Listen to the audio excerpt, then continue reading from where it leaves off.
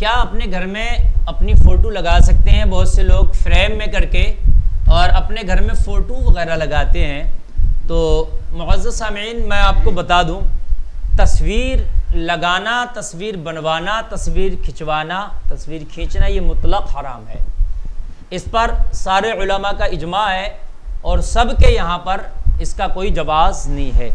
تو تصویر اپنی ہو یا غیر کی، کسی بھی جاندار کی تصویر آپ نہ بنوا سکتے ہیں، نہ کھنچوا سکتے ہیں، نہ اپنے گھر میں لگا سکتے ہیں، وہ چاہے اپنی ہی تصویر کیوں نہ ہو۔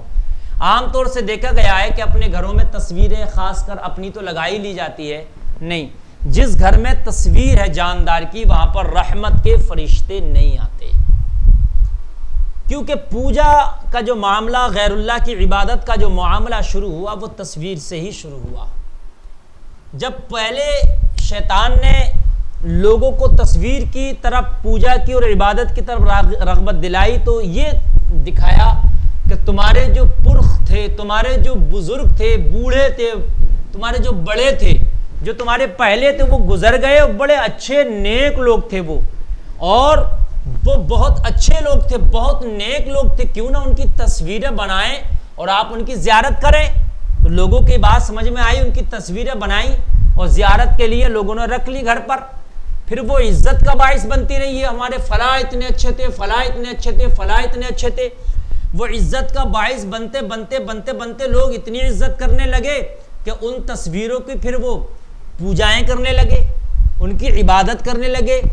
آج ہمارے یہاں بھی ایسا ہو رہا ہے کہ اپنی تصویر تو نہیں لیکن بزرگوں کے نام سے تصویریں شائع ہو رہی ہیں کہ یہ بڑے پیر صاحب کی تصویر ہے، یہ خواجہ غریب نواز کی تصویر ہے، یہ بابا تاج الدین کی تصویر ہے، اور طرح طرح کی تصویریں شائع ہو رہی ہیں۔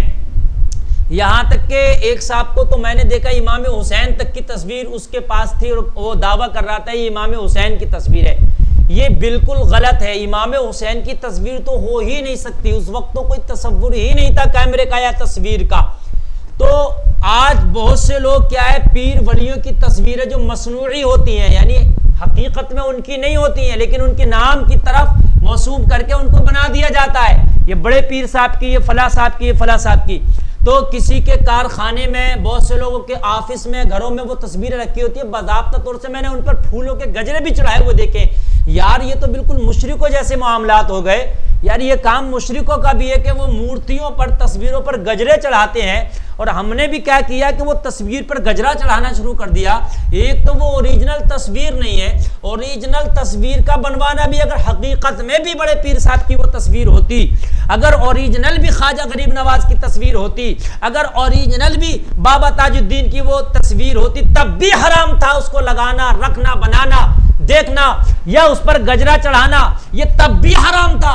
اب تو یہ جھوٹی تصویریں ہیں، یہ ان کے نام کی طرف جو ہے ان کی نسبتیں کر دی گئی ہیں، تو یہ تو بالکل حرام ہے، یہ کہیں سے جائز نہیں ہو سکتا ہے۔ اگر کسی نے اپنے آفس میں، اپنے دکان میں، اپنے مکان میں، اپنے گھر میں یہ تصویریں لگا رکھی ہیں تو خدارا وہ باز آئیں اور ان تصویروں کو اپنے گھر سے دور کر دیں بالکل، اس لیے کہ یہ تصویریں جو ہے بالکل حرام ہے اور پھر رحمت کے فرشتے نہیں آتے ہیں۔